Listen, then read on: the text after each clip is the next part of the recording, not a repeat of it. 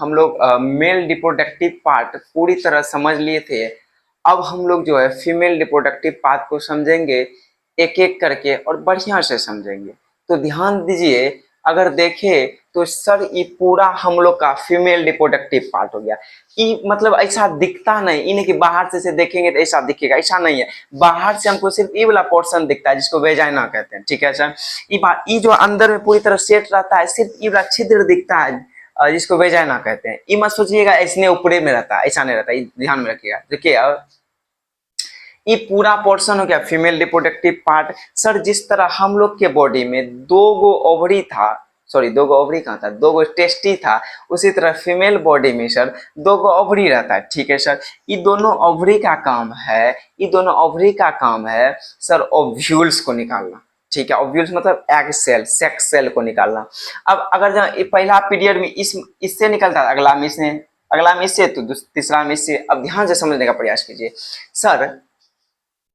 जैसे यहाँ हम लोग जानते हैं सर इसमें ओवरी सॉरी फीमेल बॉडी में जो एग सेल बनता है वो माँ की कोख से ही बना हुआ रहता है, लेकिन वो इमेच्योर रहता है, मेच्योर नहीं रहता। वह जब प्यूबर्टी के उम्र में आती है तब उसका एग सेल मेच्योर होना स्टार्ट हो जाता है, ठीक है सर। 11-12 के आसपास जैसे मेच्योर हुआ तो उसका फर्स्ट पीरियड शुरू हो जाता है। और फर्स्ट पीरियड शुरू होने का मतलब हुआ सब फीमेल का फर्स्ट पीरियड अलग अलग होता है, किसी का 28 दिन का, किसी का 24, किसी का 30 दिन का, किसी का 35 दिन का, 40 दिन का, सबका पीरियड अलग अलग होता है, ठीक है सर। यहाँ तक समझ गए। अब देखिए जैसे इस ओवरी से मेच्योर सेल निकला, ठीक है, फैलोपियन ट्यूब, इस वाला पोर्शन को हम लोग फैलोपियन ट्यूब कहते हैं, इसमें निकल के आया, उस प्रोसेस को हम लोग ओव्यूलेशन कहते हैं, ठीक है सर। अगर ये ओव्यूलेशन के समय अगर कोई फीमेल जो है किसी मेल के साथ फिजिकल हुई है, अगर स्पर्म यहाँ तक पहुंच गया तो सर वो दोनों क्या करेगा, फ्यूज करके जायगोट बना लेगा। जायगोट सिंगल सेल से डबल, उसके बाद 4, 8, 16, 32, 64, 128 होते होते होते होते वह जो एम्ब्रियोनिक स्टेज में पहुंच जाता। और जो है देखिए जैसे एम्ब्रियोनिक स्टेज में पहुंचा, बाहर यूट्रस का जो अंदर वाला लेयर है उसको इंडोमेट्रियम कहते हैं। अब सर वो जो उसको खाना पीना कौन देगा, कैसे वो एम्ब्रियोनिक स्टेज में जो पहुंचा वो कैसे रहेगा उसका सेल, तो इससे ब्लड जुड़ा हुआ रहता है। ब्लड के माध्यम से ही अपना वो न्यूट्रिएंट प्राप्त करता है सर। ये जैसे यहाँ एम्ब्रियोनिक स्टेज में आया, इंडोमेट्रियम से अटैच हो गया, इंडोमेट्रियम से एम्ब्रियोनिक स्टेज अटैच हो गया, उसी को इम्प्लांटेशन बोले, ठीक है सर। अटैच होने के बाद उसी से वो अपना न्यूट्रिएंट प्राप्त करता है और फीटस तक ग्रो होते रहता है। चलिए यहाँ तक कोई दिक्कत नहीं हुआ होगा।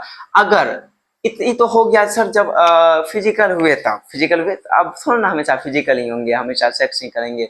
तो अगर नहीं करते हैं तो सर ये जो है जैसे ओव्यूलेशन के द्वारा ओवरी निकला, यहाँ से निकल के फैलोपियन ट्यूब में आया, यहाँ 24 से 48 घंटा वेट किया। अगर स्पर्म नहीं आया तो यही सर गड़ के यहाँ ब्लड को लेते हुए ब्लीडिंग के रूप में बाहर निकल जाता है। तो यहाँ तक भी क्लियर हो गया। इसको वेजाइना करते हैं, इसी के द्वारा सब चीज बाहर निकलता है, ठीक है सर। पूरी तरह क्लियर हो गया। अब देखिए सुनिए, और सबसे बड़ी बात, एक बात ध्यान में रखिएगा सर, फिजिकल होना कब जरूरी या कब हम लोग फिजिकल होंगे जो फीमेल जो है प्रेगनेंसी को कंसीव कर पाएगी। तो याद रखिएगा उसके लिए सब फीमेल का जो है प्रेग्नेंट पीरियड जो है अलग अलग होता है, किसी का 21, किसी का 24, किसी का 28, किसी का 32, और एक तो 28 को लेकर हम कॉमन मान के चल रहे हैं, उसी के अनुसार समझेंगे पूरा सबका कैसा कैसा होता है, ठीक है सर। अगर माने किसी का 28